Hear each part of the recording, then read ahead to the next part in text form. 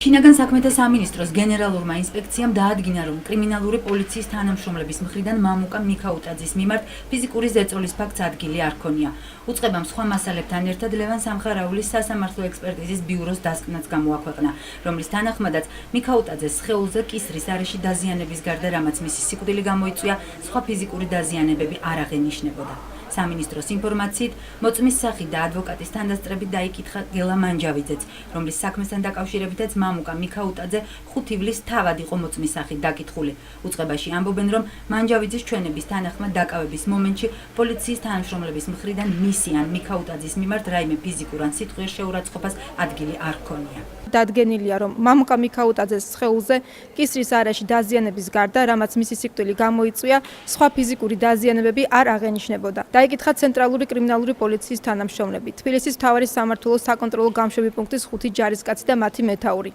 ასევე ის ექიმ-ნარკოლოგები და ექსპერტები, რომელმაც მამუკა მიქაუტაძეს ნარკოლოგიური შემოწმება და დაქტილოსკოპიური ექსპერტიზა ჩაუტარეს.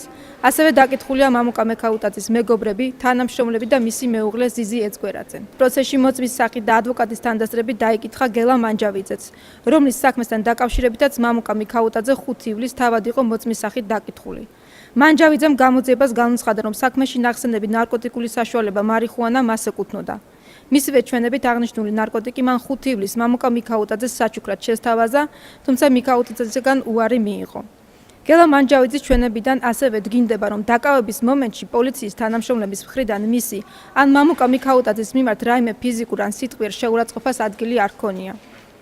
გელა მანჯავიძის ჩვენებით ირკვევა, რომ ის და მამუკა მიქაუტაძე თბილისის მთავარი სამმართველოს შენობის საერთო ფლიგელში ერთად იმყოფებოდნენ, დაკითხვის დროს კი მიქაუტაძე მის მოპირდაპირე მხარეს იჯდა.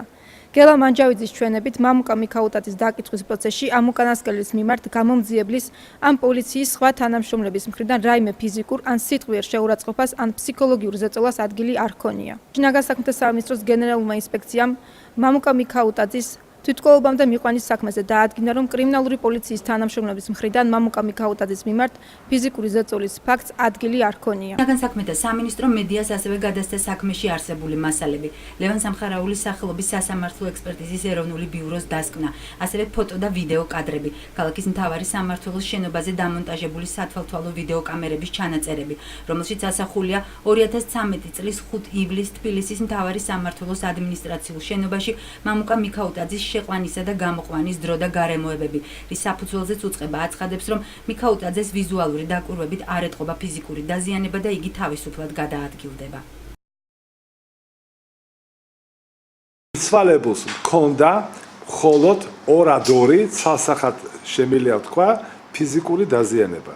ეს არის დაზიანება კისრის არეში, განვითარებული ჩამოხრჩობის შედეგად და ჰქონდა იზოლირებულად აღებული ერთი დაზიანება ამის გარდა მარცხენა ცხვირის ნესტოს, ანუ ფრთის პროექციაზე, რომელიც მიყენებულია, განვითარებულია რაიმე მკვრივი ბლაგვის საგნის მოქმედებით, ხანდაზმულობით ეს დაზიანება არ არის წინააღმდეგობაში და შეესაბამება დროის იმ მონაკვეთს, რაც გულისხმობს პიროვნების დაკავებიდან მის ჩამოხრჩობამდე. ეს განცხადება კი 9 ივლისს გაკეთდა, როცა დამოუკიდებელი ექსპერტიზის ცენტრმა მამუკა მიქაუტაძის ცხედრის გარეგანი დათვალიერების შედეგად რამდენიმე დაზიანება აღმოაჩინა.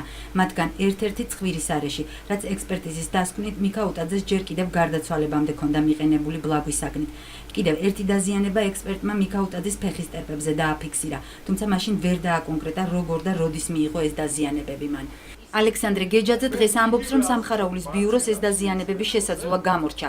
ამასთან ის სუიციდის ვერსიას იზიარებს. ორი მიზეზია სხვაობის ჩემსა და სახელმწიფო საექსპერტო დაწესებულების დასკვნებს შორის ცხვირის არეში არსებულ დაზიანების კონსტატირებასთან დაკავშირებით.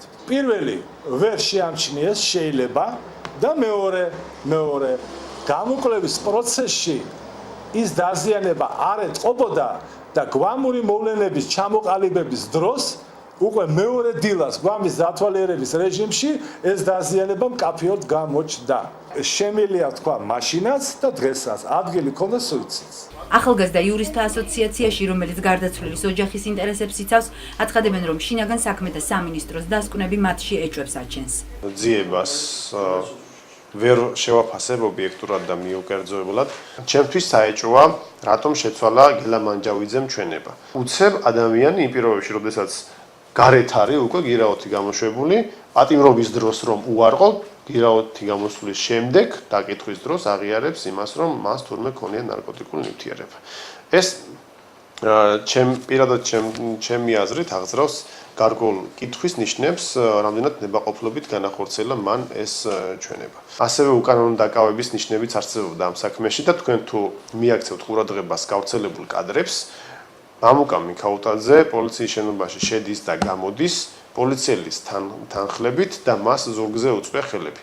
ამ ფორმით მოწმეებს არ იბარებენ, ამ ფორმით აკავებენ ადამიანებს. ეს საქმე უნდა გამოეძიებინა არა შინაგან საქმეთა სამინისტროს, არამედ მთავარ პროკურატურას. ანუ ეს ძალიან მარტივი მოთხოვნაც კი, ცალსახად კანონმდებლობით დადგენილი, არ იქნა დაცული 36 წლის მამუკა მიქაუტაძე პოლიციაში 12 გრამამდე მარიხუანას საქმეზე დაკითხვიდან მეორე დღეს 6 ივლისს თბილისის გარეუბანში ჩამომხრჩვალი იპოვეს. მისი მეუღლე ზიზი ეძგვერაძის თქმით, დაკითხვის შემდეგ მეუღლემ უთხრა მას, რომ თავის მოკლა უნდოდა, რადგანაც პოლიციაში ზეწოლის შედეგად მეგობრის წინააღმდეგ ყალბი ჩვენება მისცა.